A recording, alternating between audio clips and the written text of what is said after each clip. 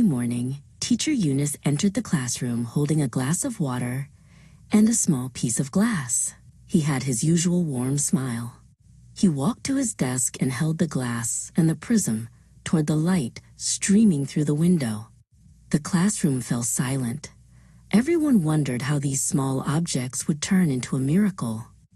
Teacher Eunice said, "Today, children, we are going to host the giant sun from the sky inside this tiny drop." Elif looked in wonder at the sparkles hitting the water drops on the desk.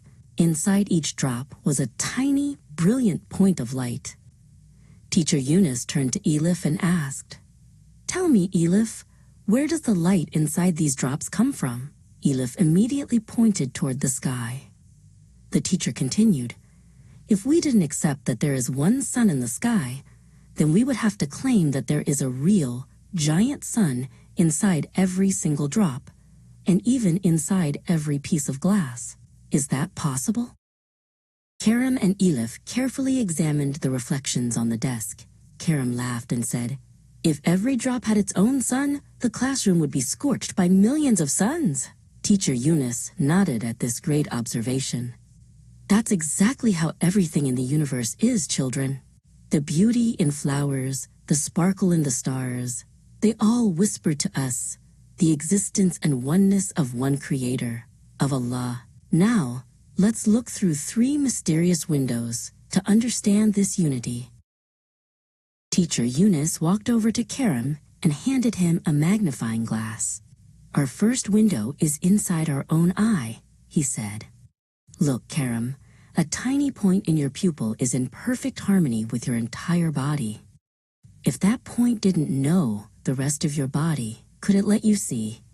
A single cell acts as if it knows it is part of a giant body. This harmony is the work of a single artist who holds everything together." Then they opened the window and a fresh spring breeze filled the room. Teacher Eunice pointed to the flowers in the garden for Elif. "This is our second window, the air," he said. "Every particle in the air works as if it knows all the flowers in the world. While it carries the scent of a rose, it also helps a daisy grow. If the air molecules didn't take orders from a single hand, could they do such a complex job so quietly and perfectly? Air is a servant that reaches everywhere." Karam and Elif knelt by a flower pot in the classroom and touched the soil. Teacher Eunice explained the third window. "Look at this dark earth. No matter what you put in it, an apple seed or a rose seed, the soil is made of the same elements.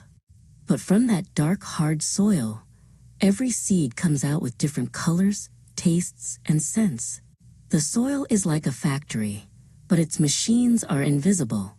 That is because it is Allah who runs that factory and gives every flower a different dress." When Teacher Eunice returned to his desk, he noticed a tiny ant walking on the windowsill. He called Karam over. "Children, we call this duty," he said. "Look at this tiny ant. It accomplishes tasks many times its own size. Just like how a tiny gnat once defeated the mighty tyrant Nimrod, if Allah permits, the smallest creature can perform the greatest duty. They are the little officers of the Sultan of the universe." Teacher Eunice opened a history book on the desk and showed it to Elif. In the book, there was a picture of a grand, ancient palace. "Cruel kings and pharaohs thought they were very powerful," he said. "But Allah taught them a lesson using the creatures they saw as the weakest. A mosquito or an ant, this teaches us that power does not belong to the creature, but to the Creator who moves it. Every living thing can change the world if it acts in His name." A butterfly flew in through the window and landed on a desk between Karam and Elif. Teacher Eunice spoke in a whisper.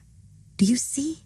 Every living thing bears a seal of oneness. This seal says, 'Whoever made me also made the whole universe.' From the patterns on its wings to the sparkle in its eyes, everything is a signature of His unity.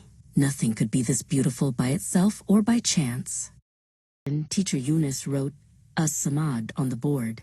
"This beautiful name appears in Surat al-Ikhlas," he said. "It means everything needs Him, but He needs nothing. Just like flowers that need the sun's light, flowers wait for the sun, but the sun does not need the flowers. Allah is As-Samad. He surrounds us all with His love and provides for us, but He does not need anyone. When the bell rang, Karam and Elif looked at the world with different eyes as they left the classroom. Karam looked up at the clouds and shouted, "Look at those officers!" Elif leaned down to a small flower on the ground and said, "Your seal is so beautiful." Teacher Yunus packed his bag, happy to witness the children's journey of discovery. Now every drop of water and every blowing wind told them a single truth: Tawheed, the oneness of God.